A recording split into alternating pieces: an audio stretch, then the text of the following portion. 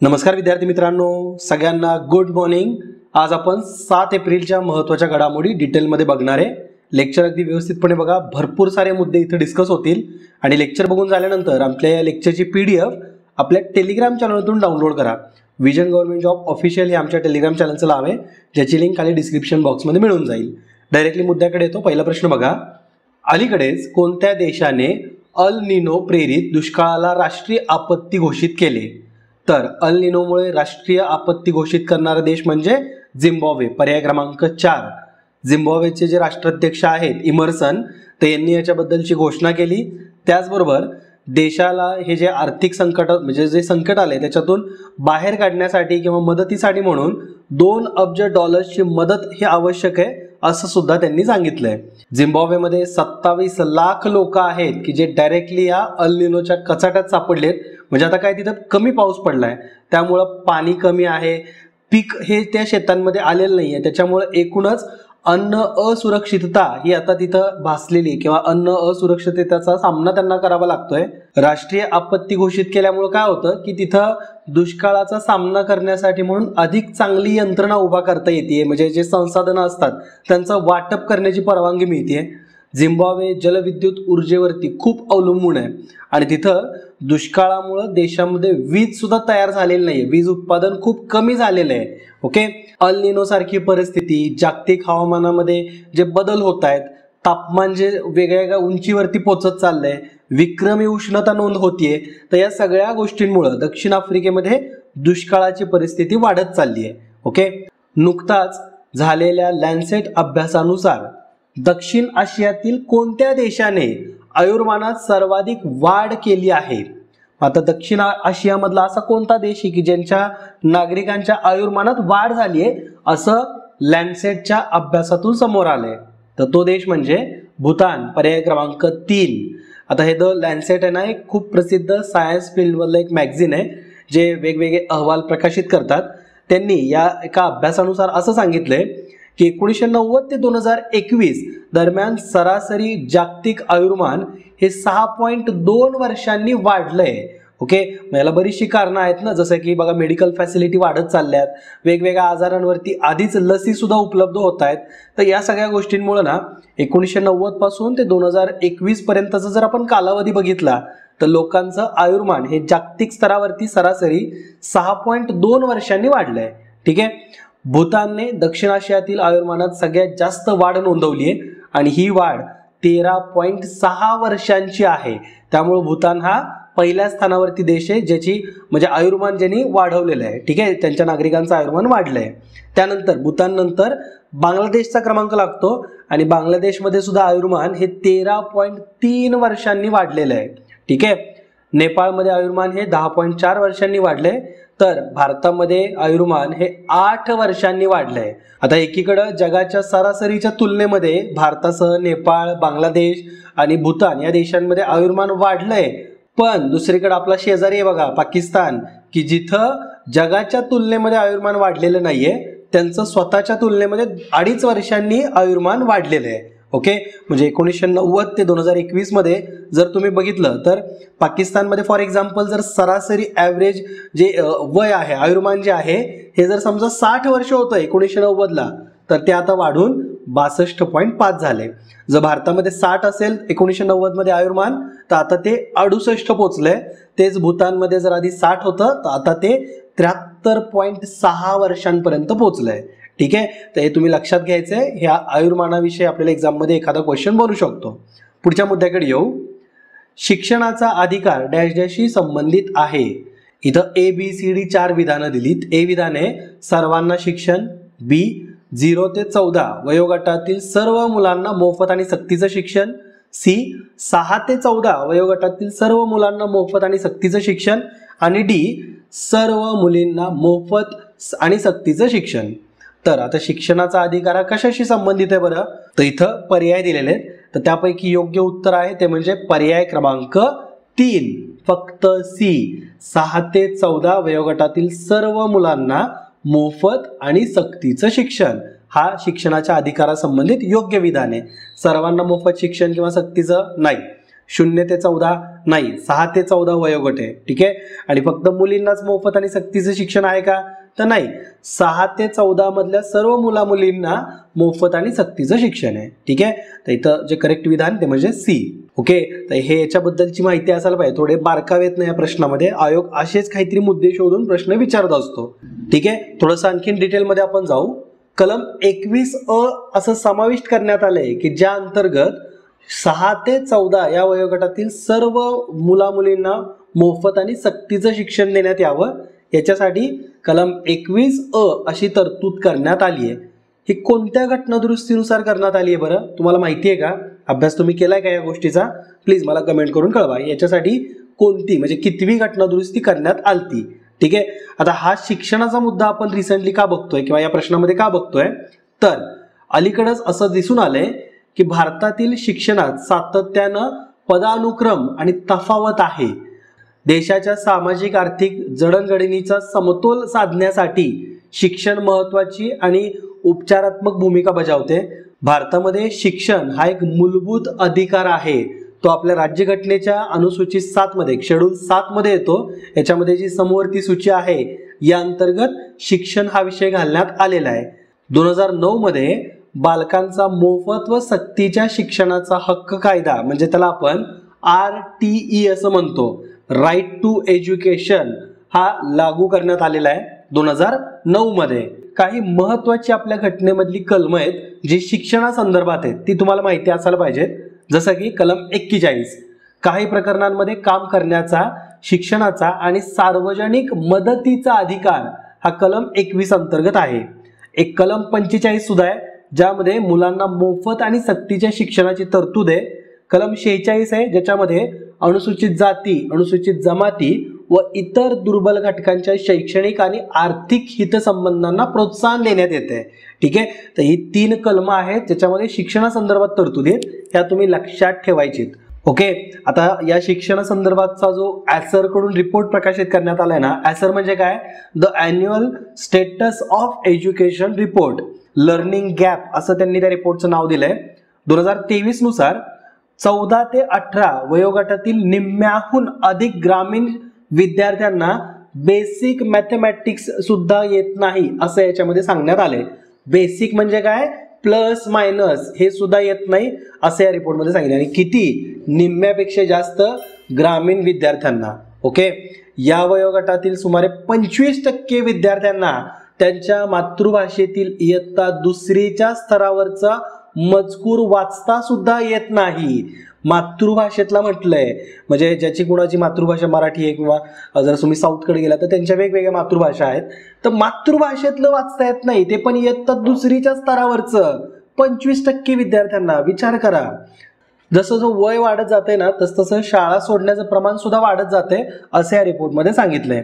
Digital जागरूकता आणि कौशल्य म्हणजे स्किल्स बद्दल असं या रिपोर्टमध्ये सांगण्यात आलंय की जवळजवळ 90% तरुणांच्या घरात स्मार्टफोन आहे आणि 19.8% महिलांच्या तुलनेत 43.7% पुरुषांकडे स्वतःचा स्मार्टफोन आहे असं या रिपोर्टमध्ये सांगितलंय. की म्हणजे महिलांपेक्षा पुरुषांकडे जास्त स्मार्टफोन आहेत. जर फॉर एक्झाम्पल रँडम तुम्ही 100 महिला बघितल्या तर त्यापैकी साधारण 20 महिलांकडे स्मार्टफोन आहेत स्वतःचे, आणि जर तुम्ही 100 पुरुष बघितले तर साधारण 44 पुरुषांकडे स्वतःचा स्मार्टफोन आहे असं या रिपोर्टमध्ये सांगितलंय. ठीक आहे. त्याचबरोबर शिक्षण क्षेत्रासंदर्भात सुद्धा भारतामध्ये सामाजिक आणि आर्थिक विषमता आढळते असं सुद्धा या रिपोर्टमध्ये सांगितलंय. ॲसरचा रिपोर्ट एक्झामसाठी महत्त्वाचा असतो. The annual status of educational report याचे वेगवेगळे भाग येतात. तर आणखीन डिटेल उलगडत जातील तसं आपण प्रत्येक येणाऱ्या लेक्चरमध्ये क्वेश्चन कव्हर करत जाऊ. ठीक आहे. याचे जे फॅक्ट्स असतात ना ते खूप महत्त्वाचे आहेत. एक्झाममध्ये वारंवार यांच्यावरती क्वेश्चन आलेला आहे. पुढच्या प्रश्नाकडे या.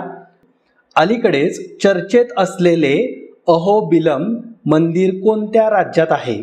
अहोबिलम हे मंदिर आंध्र प्रदेश राज्यामध्ये आहे. आता हा मुद्दा चर्चेत कुठून आलाय, तर या मंदिरामध्ये जे भक्त भाविक येतात तर त्यांच्यावरती काही निर्बंध लादलेले आहेत. आता हे निर्बंध का लादले, तर सध्या तुम्हाला माहिती आहे की कडक उन्हाळा सुरू आहे, उष्णतेची लाट आहे, आणि त्याच्यामुळे काय आहे की जे वन्यजीव किंवा वन्य प्राणी आहेत तर त्यांच्या हालचालींवरती परिणाम होतोय. आणि या पार्श्वभूमीवरती वन विभाग आणि श्री लक्ष्मी नरसिंह स्वामी देवस्थान, तर यांनी मिळून असं ठरवलंय की जे अहोबिलम हे मंदिर आहे तर इथे येणाऱ्या भाविकांवरती काहीतरी बंधनं लादायची. आता तुम्हाला प्रश्न पडला असेल की वन्य प्राण्यांच्या हालचालीचा आणि या अहोबिलम मंदिराच्या भाविकांच्या येण्याचा काय संबंध. हे मंदिर खूप घनदाट अशा जंगलामध्ये, या नल्ला मल्लाच्या घनदाट जंगलामध्ये आजूबाजूला डोंगर दऱ्यांनी वेढलेलं आहे.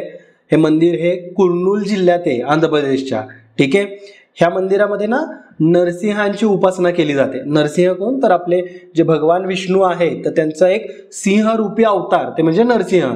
तुम्ही लहानपणी त्यांच्याविषयीचे सिरियल वगैरे बघितले असतील की जे भक्त प्रल्हाद होते तर त्यांचा जीव वाचवण्यासाठी आणि त्याचबरोबर हिरण्यकश्यपचा वध करण्यासाठी म्हणून नरसिंह रूप विष्णूंनी घेतलं होतं. ठीक आहे. हे हिस्टॉरिकल किंवा हे अशा पारंपरिक पौराणिक कथांमधल्या सुद्धा गोष्टी तुम्हाला माहिती असायला पाहिजेत. ठीक आहे. हे काय असं फक्त विशिष्ट धर्माचं म्हणून तुम्हाला माहिती असणं गरजेचं नाहीये, पण एक रेफरन्स म्हणून तुम्हाला हा पॉइंट माहिती असायला पाहिजे. ओके. पुढच्या प्रश्नाकडे या. नुकतेच भारताच्या राष्ट्रपतींनी कर्करोगासाठी भारतातली पहिली जनुक थेरपी कोणत्या ठिकाणी सुरू केली. तर वैशिष्ट्य म्हणजे भारताच्या राष्ट्रपतींनी याचे इनॉग्रेशन केलेलं आहे. भारतातील पहिली घरगुती जनुक उपचार पद्धत ही कॅन्सरवरती, कर्करोगावरती, आणि ती सुरू केलेली आहे IIT मुंबई या ठिकाणी. ओके. पर्याय क्रमांक 2. आता याला CAR-T सेल थेरपी म्हटलं जातं. CAR-T sale therapy. ही CAR-T थेरपी आहे ना, CAR-T सेल थेरपी, तर ही कर्करोगाविरुद्ध एक महत्वाची थेरपी मानली जाते. IIT बॉम्बे, इम्युनो ॲक्ट आणि टाटा मेमोरियल सेंटर तर यांनी या तिघांच्या कॉर्पोरेशननी विकसित केलेली आहे. ह्या थेरपीची किंमत ही इतर ज्या थेरपी अवेलेबल आहेत त्याच्यापेक्षा 90% कमी किंमत आहे याची, आणि ही जास्त इफेक्टिव्ह सुद्धा आहे. जगातली सर्वात परवडणारी जी थेरपी आहे किंवा जी कॅन्सरसाठी उपचारादरम्यान वापरली जाते ती म्हणजे CAR-T सेल थेरपी. ठीक आहे. भारताच्या मेक इन इंडिया आणि आत्मनिर्भर भारत या उपक्रमांचाच एक भाग म्हणून याला कन्सिडर केलं जातं. ठीक आहे. याचं इनॉग्रेशन कुठं करण्यात आलंय, तर IIT मुंबईमध्ये. आणि इनॉग्रेशन याचं कुणी केलंय, तर देशाचे राष्ट्रपती त्या कोण आहेत, द्रौपदी मुर्मू. ठीक आहे. पुढचा क्वेश्चन बघा. नुकताच GI टॅग मिळालेला कठिया गहू कोणत्या राज्याचा आहे. तर कठिया गहू हा उत्तर प्रदेश या राज्याचा आहे, ज्याला नुकतंच GI मानांकन मिळालंय. उत्तर प्रदेश मधला बुंदेलखंड इथलचं जी देशी गव्हाची जात आहे तर ती म्हणजे कठिया गहू. याला GI मानांकन किंवा जॉग्राफिकल इंडिकेशन टॅग मिळालेला आहे. हा मान मिळालेला उत्तर भारतातला पहिलाच शेतमाल आहे हा. ठीक आहे. म्हणजे आतापर्यंत जे काही उत्तर प्रदेशमध्ये वेगवेगळे GI मानांकन मिळालेत हे कुठल्याही शेतीमाला संदर्भात नव्हते. हा असा शेतीमालातला पहिलाच आहे की ज्याला GI मानांकन मिळाले उत्तर प्रदेशचा. ठीक आहे. मागच्या लेक्चरमध्ये पण आपण बघितलं होतं ना की उत्तर प्रदेश मधल्या 5 वेगवेगळ्या प्रोडक्टला GI मानांकन मिळाले बघा. त्यात एकही शेती संबंधीचा नव्हता. जसं की मग आपण बघितले होते सगळेचे सगळे बनारस मधले होते. तबला, शेहनाई, लाल पेढा, लाल भरवा मिर्च आणि त्याचबरोबर बनारस थंडाई. तर हे सगळे प्रोडक्ट हे उत्तर प्रदेश मधले ज्यांना नुकताच GI मानांकन मिळालंय. त्या व्यतिरिक्त आपण इतरही त्रिपुरा, मेघालय आणि आसाम या राज्याचे वेगवेगळे प्रोडक्ट बघितले होते. आसामचे आय थिंक 12 प्रोडक्ट बघितलेत बघा. बोडो जमातीचे खास करून आपण बघितले, तिथं एकूण 6 वेगवेगळे उत्पादन आहे ज्याला GI मानांकन मिळालंय. बिहू ढोलला सुद्धा GI मानांकन मिळाले बघा. तर असे वेगवेगळे प्रोडक्ट आपण बघितलेत. हे लक्षात राहायला पाहिजेत, नुसतं बघून उपयोग नाही. त्यामुळे थोडं रिवाईज करत चला. त्यासाठी मी म्हणतो की हे लेक्चरची PDF तुम्ही डाउनलोड करत चला, म्हणजे सगळ्या गोष्टी तुम्हाला ऍटलिस्ट एकदा तरी रिवाईज करता येतील. झोपायच्या पूर्वी लेक्चर रिवाईज झालंच पाहिजे. ठीक आहे. आता डायरेक्ट पुढच्या प्रश्नाकडे येतो. भूकंप लहरींची नोंद कोणत्या उपक्रमाद्वारे केली जाते. आयोगाने ऑलरेडी याच्यावरती क्वेश्चन विचारलेला आहे. त्या डिव्हाइसचं नाव विचारलं होतं, तर ते म्हणजे सिस्मोग्राफ. तर सिस्मोग्राफच्या माध्यमातून भूकंप लहरींची नोंद केली जाते. ठीक आहे. सिस्मोग्राफ हे भूकंप शोधण्यासाठी, रेकॉर्ड करण्यासाठी म्हणून वापरलं जाणारं एक ॲपरेटस आहे किंवा एक साधन आहे. पहिला सिस्मोग्राफ हा 1890 मध्ये तयार करण्यात आला होता.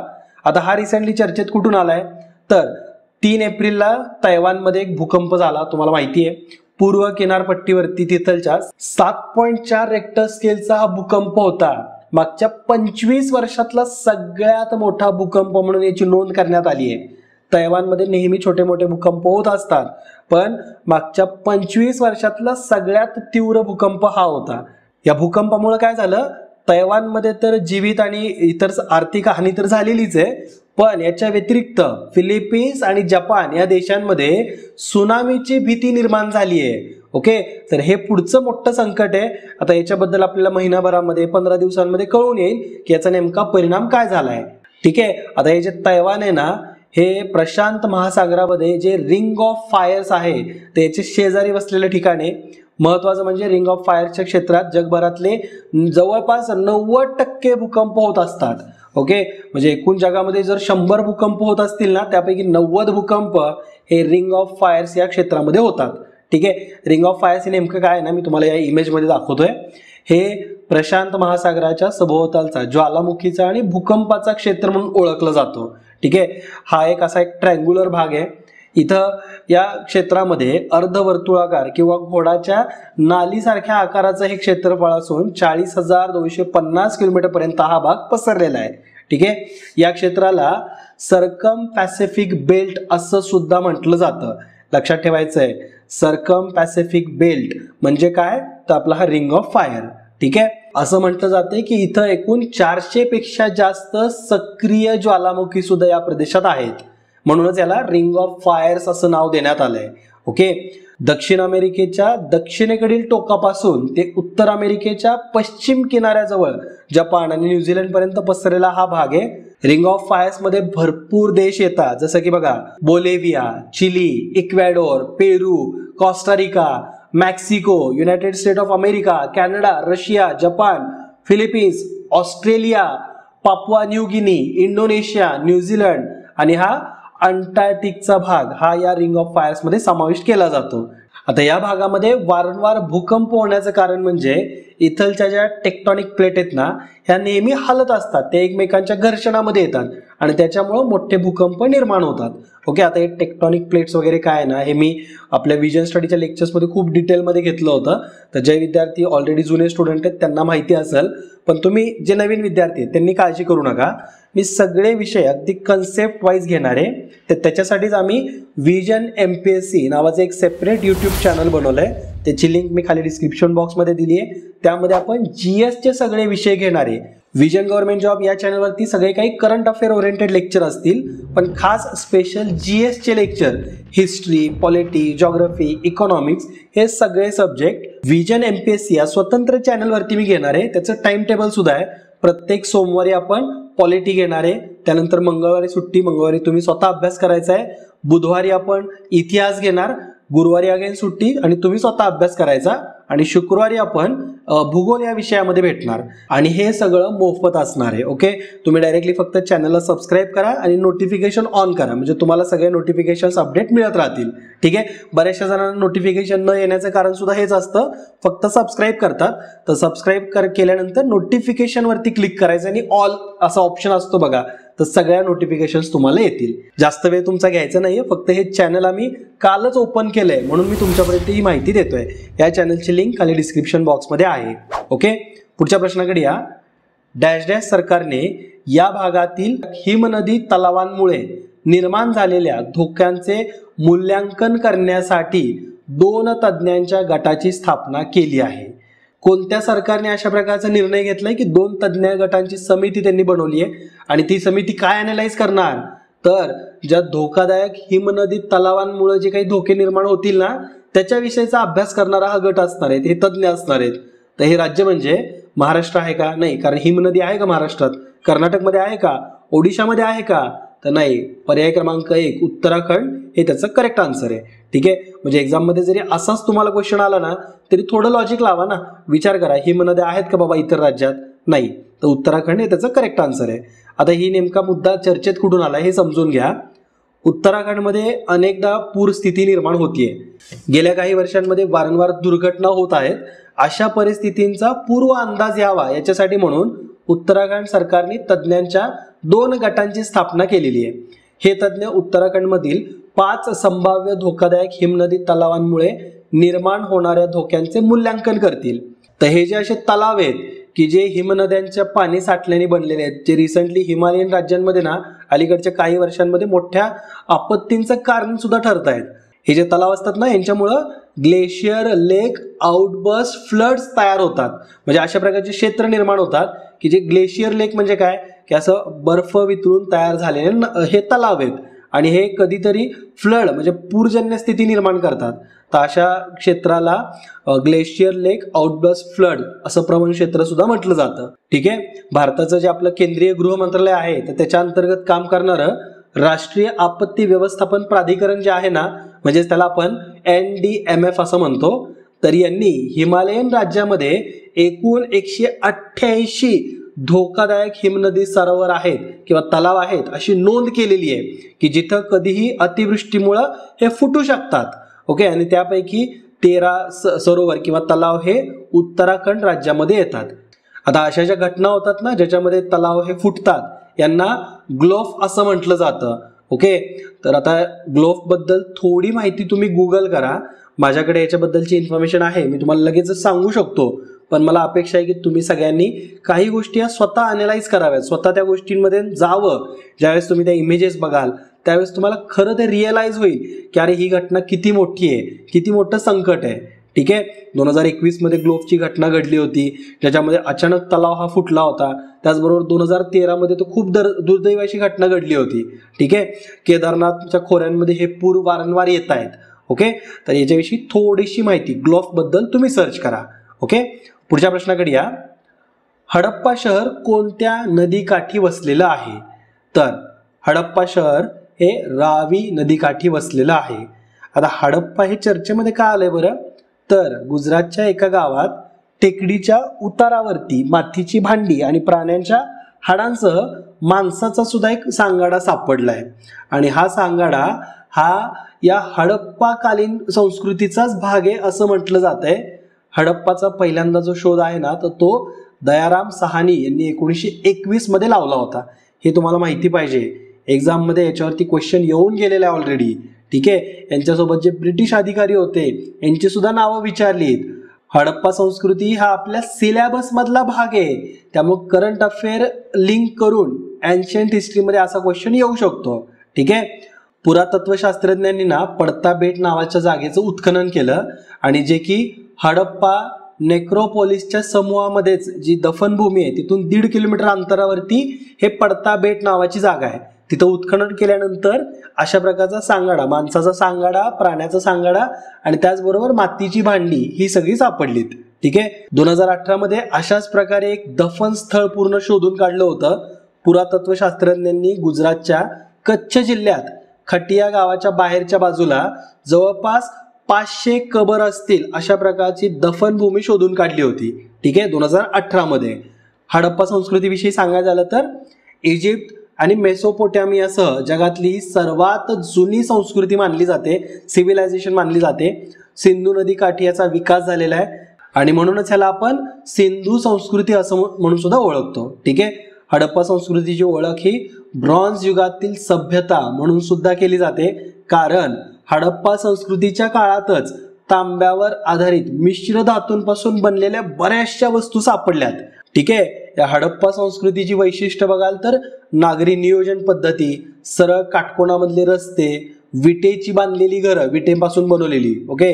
त्यांच्या अंगणामध्ये विहिरी असायच्या, स्वच्छतेसाठी वेगळी जागा असायची, ड्रेनेजची योग्य व्यवस्था होती. त्याचबरोबर या हडप्पाकालीन संस्कृतीमधली जी लोक होते तर ते सोन्या चांदीचा सुद्धा अलंकार म्हणून वापर करायचे. सोनं, चांदी, हस्तिदंत, अर्धमौल्यवान दगड, त्याचबरोबर वेगवेगळ्या अट्रॅक्टिव्ह वस्तूंचा वापर ते दागिना म्हणून करायचे. या काळामध्ये व्यापाराचं जाळं पसरलं होतं. मेसोपोटामिया, अफगाणिस्तान, अरब तर इथपर्यंत यांचा व्यापार पसरला होता. या काळामध्ये शेती सुद्धा केली जायची. गहू, बार्ली, वाटाणा, कापूस ही पिकं पिकवली जायची. ठीक आहे. या काळामध्ये आपल्याला सामाजिक संघटन बघायला मिळायचं. समाज हा एकत्र राहत होता. डबल मजली इमारतींची रचना सुद्धा आपल्याला बघायला मिळते. आणि वैशिष्ट्य म्हणजे हडप्पाकालीन ज्या साईट्स आपण ज्या उत्खनन केलेल्या आहेत ना आत्तापर्यंत या साईटमध्ये एकही हतियार सापडलेलं नाहीये, एकही अवजार की ज्याचा वापर युद्धामध्ये केला जाऊ शकतो अशा प्रकारचे एकही अवजार सापडलेलं नाहीये. आणि म्हणूनच असं म्हटलं जातं की ह्या संस्कृतीच्या ऱ्हासाचं कारण हे असू शकतं की बाहेरून आक्रमण यांच्यावरती झालं असेल. ठीक आहे.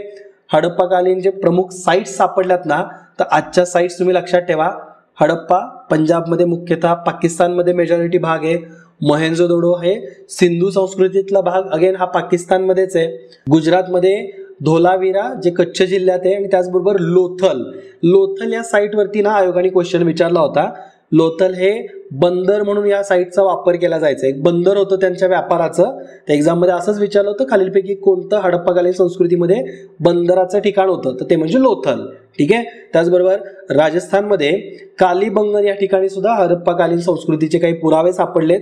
हरियाणापर्यंत राखीगड म्हणून एक ठिकाण आहे, राखीगडी. तर हरियाणामध्ये सिंधू संस्कृतीच्या आपल्याला उत्खननामध्ये गोष्टी सापडल्यात. ठीक आहे. मेजॉरिटी बराचसा पोर्शन हा या काळातील जे काही उत्खननामध्ये गोष्टी सापडल्यात ह्या मेजॉरिटी पाकिस्तानमध्ये गेलेल्या आहेत. तर या लेक्चरच्या माध्यमातून बरीचशी इन्फॉर्मेशन आपण बघतो ना. मला लेक्चर घेताना तर खूप मजा येते बघा. आपण सायन्स मधला अभ्यास करतो, जॉग्रफीचा भूकंपाविषयी आज आपण बघितलेला आहे, GI मानांकन जे चर्चेमध्ये आहेत ते बघितले. त्याचबरोबर आपण हे सिंधू संस्कृती बघून एन्शियंट हिस्ट्रीमध्ये सुद्धा आलो. मला अपेक्षा आहे की अशीच मजा तुम्हाला पण येत असेल, आणि असाच मजेशीर अभ्यास करा, अभ्यासामध्ये गुंतत चला. आज तुम्ही अभ्यास करताना ग्लोफ हा विषय गुगलवरती सर्च करायचा आहे, याच्याविषयी छानशी नोट्स बनवा. ठीक आहे. आणि त्याचबरोबर एन्शियंट हिस्ट्रीमध्ये या, आपण हडप्पाकालीन संस्कृतीचा थोडक्यात अभ्यास बघितलाय, पण थोडं डिटेलमध्ये जा. आयोगाने काय क्वेश्चन विचारले होते हे बघा, आणि त्याचबरोबर वैदिक कालखंडापर्यंत या. ठीक आहे. थोडा एन्शियंट हिस्ट्रीचा भाग व्यवस्थितपणे कंप्लीट होईल. तर भेटूत आपण नेक्स्ट लेक्चरमध्ये. हसत खेळत अभ्यास करा, हेल्दी फूड खा, आणि आईवडिलांची काळजी घ्या. जय हिंद, जय महाराष्ट्र. धन्यवाद.